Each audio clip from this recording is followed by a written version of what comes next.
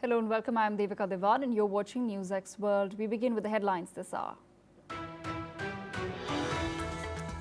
EU Commission President Ursula von der Leyen says Europe must secure a peace deal for Ukraine with credible security guarantees. She adds these measures will turn the country into a steel porcupine and Europe will fully play its part.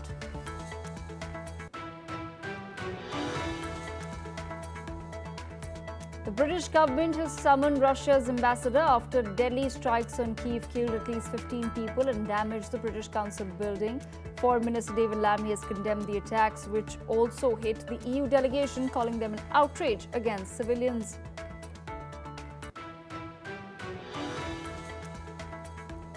The Kremlin says Russia remains interested in negotiations and aims to achieve its goals through political and diplomatic means. The office further stated that Ukraine is also continuing strikes against Russian infrastructure, including civilian targets.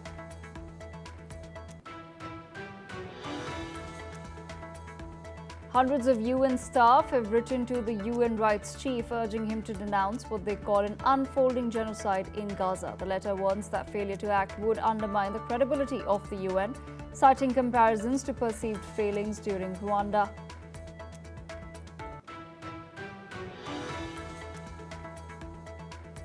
All UN Security Council members except the US have urged Israel to act amid a famine crisis in Gaza, calling it a man-made crisis, and demanding an immediate ceasefire. They've condemned starvation as a weapon of war and called for lifting restrictions on aid deliveries.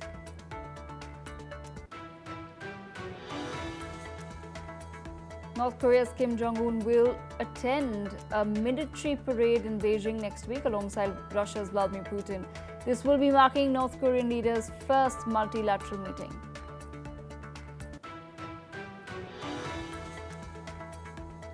China's defense ministry says Japan has continuously broken its commitment to pacifism, responding to reports of a US-Japan joint military exercise.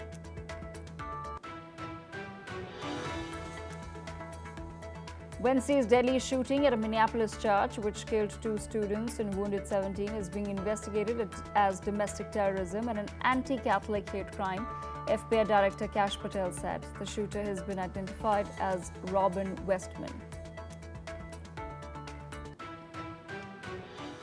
And our top focus, Russian missiles and drones have ripped through apartment blocks in Kyiv overnight, killing at least 17 people, including 4 children. President Volodymyr Zelensky said the attack showed Moscow's rejection of peace moves. International condemnation followed, with NATO Chief Mark Rutte warning against being naive about Vladimir Putin. Listen in. People died. We know that innocent civilians and civilian infrastructure has been hit massively again by Russian attacks on Ukraine and particularly also on Kyiv. The EU delegation has been damaged. And I think this is again evidence to the points you all three made. Basically, the summary of what you said is we cannot be naive about Russia. We cannot be naive about Vladimir Putin. And last night is evidence of that. You took the leadership role. Next to the US, you spent most on support for Ukraine, practical support, and that's crucial. You help Ukraine to stay in the fight. Let's hope that all the initiatives the American president is taking will help. I really want to commend him for breaking the deadlock for Putin, to start a dialogue with the Russians. Let's hope this will lead to a durable and lasting peace for Ukraine. But in the meantime, we have to make sure that Ukraine has what it needs to stay as strong in the fight as possible and to bring them to this lasting and durable peace. Britain has summoned Russia's ambassador. German Chancellor Friedrich Merz has condemned the strikes as scrumptious. UN Secretary General Antonio Guterres has strongly denounced the attack as well, renewing calls for a ceasefire that guarantees Ukraine's sovereignty. EU Chief Ursula von der Leyen has said that Europe will back a peace deal with credible security guarantees for Ukraine. The strike, one of the deadliest on Kyiv, blasted a 5-story crater, tore a building in 2 and damaged the EU mission in a British Council office, sparking international protests. Rescuers have pulled bodies from the rubble as survivors described chaos and bloodshed. Ukraine's Air Force said Russia fired 629 missiles and drones overnight, its second largest barrage of the war. Zelensky has called it a deliberate killing of civilians, urging fresh sanctions on Moscow.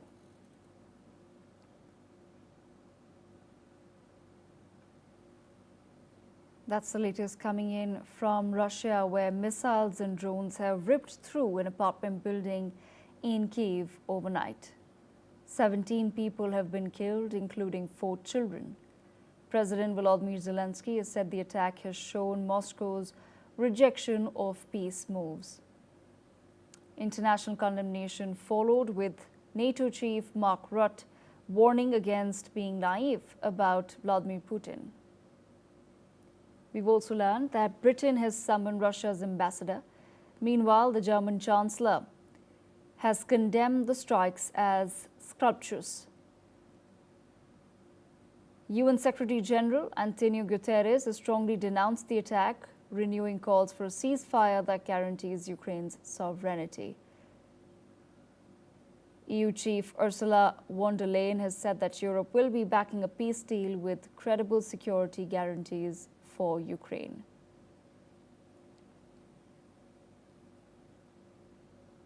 And that's the latest coming in as far as the Russia-Ukraine war is concerned. The EU says that measures will have to be taken to turn Ukraine into a steel porcupine, and Europe will play its part. Mr. Mark Sutherland, geopolitical analyst, joins me on the broadcast. Mr. Sutherland, in your perspective, why do you think, on the one hand, Vladimir Putin is agreeing to peace talks? We've just had the first round in Alaska with Donald Trump. Trump has announced that preparations are on for the next round of talks, which will involve Zelensky as well. So on the one hand, there's an agreement for peace talks, but there's no agreement even for a temporary ceasefire. Why do you think so?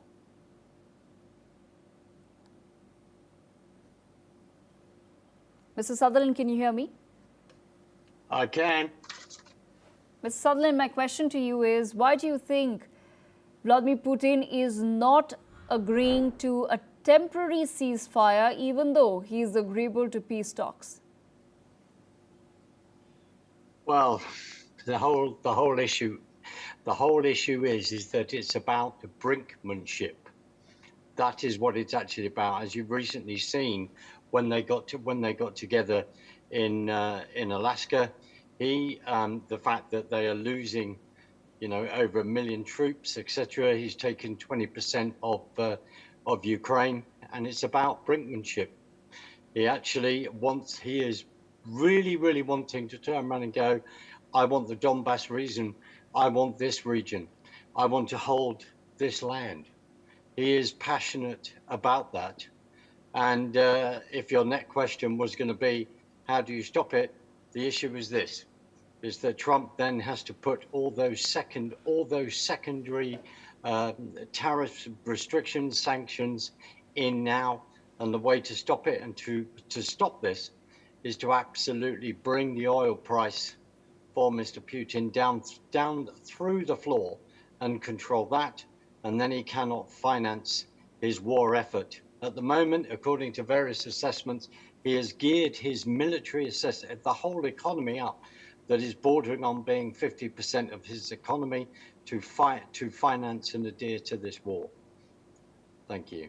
But Mr. Sutherland, some of the sanctions have clearly not worked on Russia. But my question to you is slightly different. I want to understand from you another perspective. We had heard after the first round of talks in Alaska that there could be a possibility of Ukraine being asked to give up parts of its territory. I want to understand from your perspective, what precedent would that set if America is able to convince Ukraine to do the same? Sorry, you're right. That was on the table before, but how that works out in practice, when President Zelensky is saying no, that is not going to happen. As you are aware, that Mr. Trump has not been happy with India buying oil off Russia and then selling that on the open market. All of these all these issues are all at play in regard to this. So we then have a stalemate going back to that. If President Zelensky says no, I'm not going to give the land we're not going to concede any land. We need Russia to withdraw. Then there's going to be an absolute stalemate in this situation. But more importantly, there was one meeting in Alaska. We need another meeting, and we need to be extremely consistent on that to work at how to stop this. And in the end, I think it will come down to economics and actually economically sanctioning Russia and bring it down to its knees, in my opinion.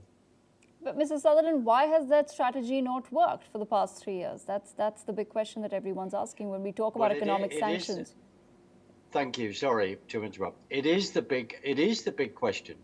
But actually, when you are dealing with the fleet of oil tankers that they have, which they're called ghost ships that are then registered under different countries' flags, if you then have ghost ships in the middle of the ocean transferring oil from one ship to another to hide the fact that they are Russian owned, those ships have to be pinpointed to then stop this as well, and also to look at, Trump hasn't done it, but to actually accelerate the sanctions in regard to oil and gas. And you are also aware that there is this tit for tat, that Ukraine has been firing many drones to begin to attack the Russian infrastructure in regard to oil and gas and ports.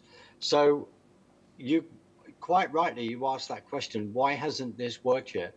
Because I think in many ways, there's with President Trump, he passionately believes in personal relationships. He thinks he can actually talk to Vladimir, but then seeing the fact that maybe he can't, the Russians will not respond, so he then has to up the ante, and that's something in many ways he doesn't want to do.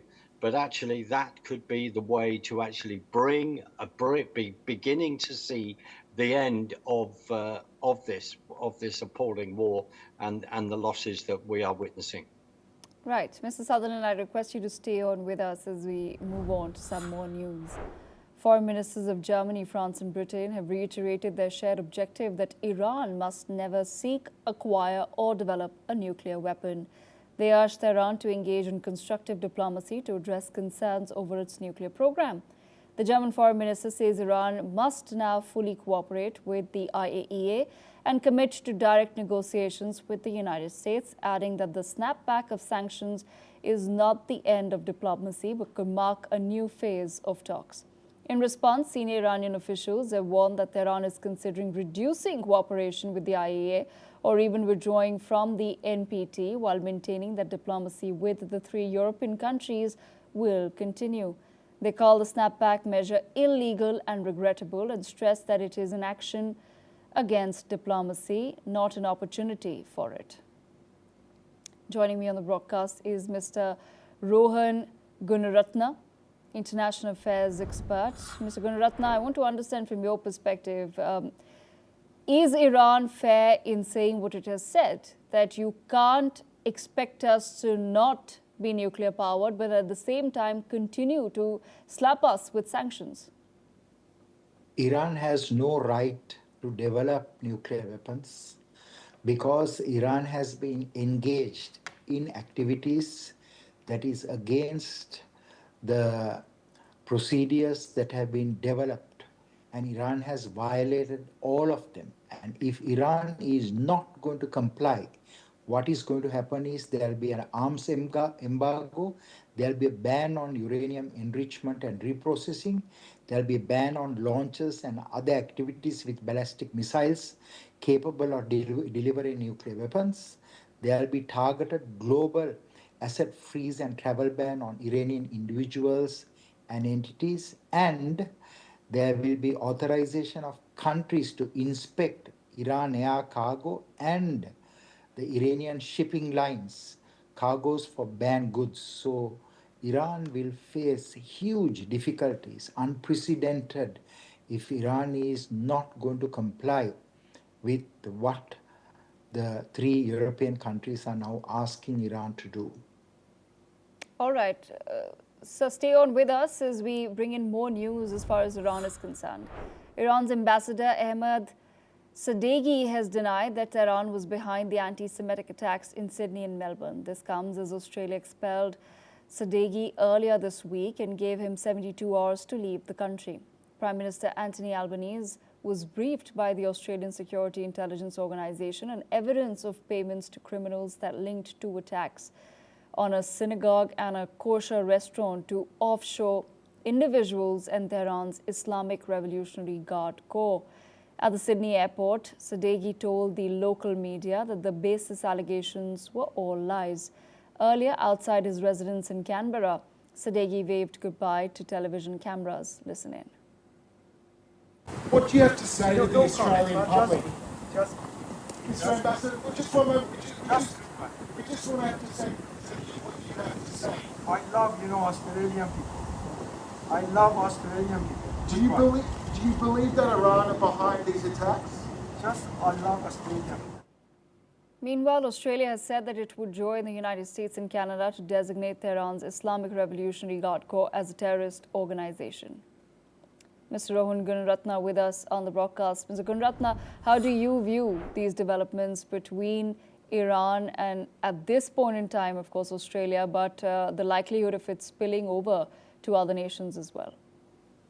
The Iranian Revolutionary Guard Corps, which is Iran's premier intelligence service, has conducted terrorist attacks around the world. It's not only in Australia that the Australian intelligence service detected 2 attacks.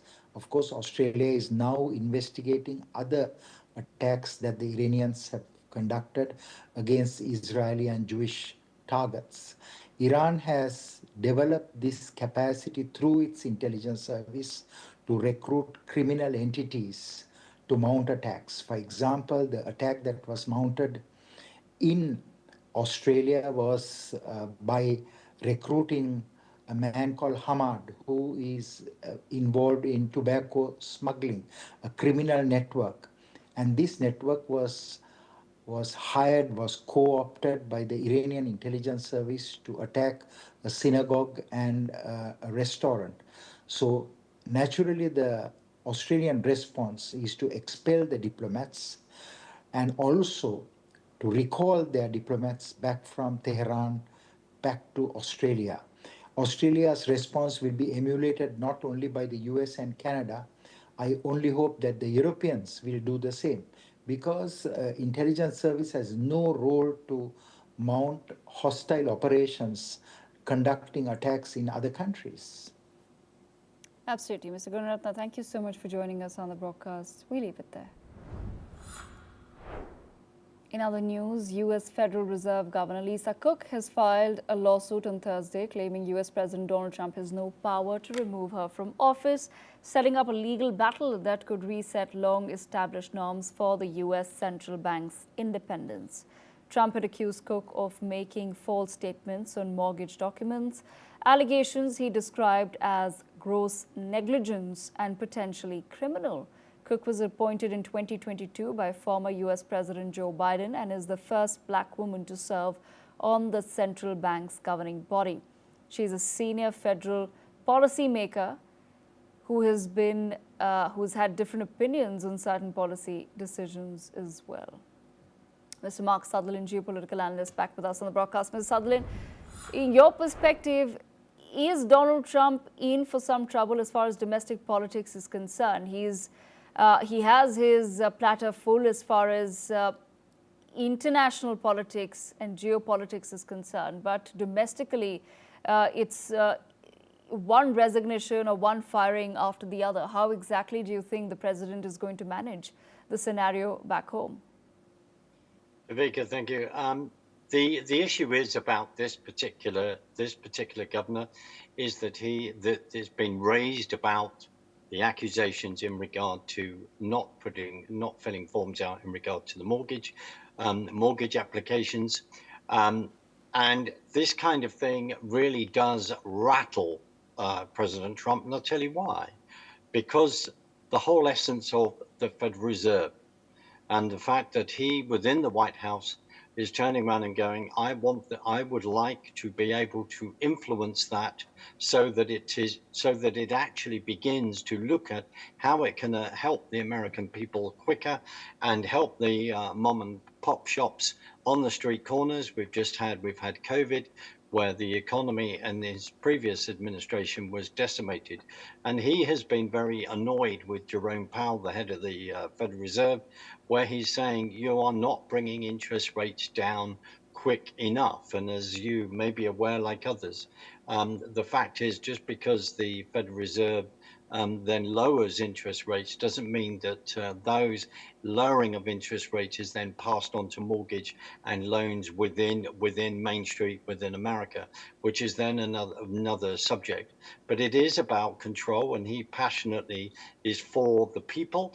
Now, you say how much of an effect with what he's got on his plate. If there's anyone that is able to spin a lot of plates all at the same time presidentially, that is definitely, in my opinion, that's definitely Donald J. Trump. Unfortunately, the previous President Biden didn't even maybe know what time of day it is, but unfortunately could not do that. Trump then comes in with all his business acumen. Does he get things right all the time? No. But the number one thing is to say this, is that he's passionate about the US, that he is president of, and he's also passionate about relationships. He understands business, and he also gets annoyed when it seems that there may be unfairness within people that are holding certain positions. On the Federal Reserve, Jerome Powell will be there until 2026. So the accusation again is already Trump is trying to seek a way to actually control and influence the board with other board members that he has relationships of. Well, all of this is going to play out. And at the end of the day, there is a lot to tackle for him, a lot to tackle in regard to the America economically, etc. And he will go for that on full bore. And that's my personal opinion, because he's turning around saying, I am the president of the United States. I'm trying to turn things around. Okay, Mr. Sutherland, you also raised a point about how there could be a possible narrative that Donald Trump will have to fight as well, is that he wants to put in places of power people that he trusts. But at the same time, is that somewhere going to harm him domestically? Is that a narrative that he's already having to fight amongst the American public?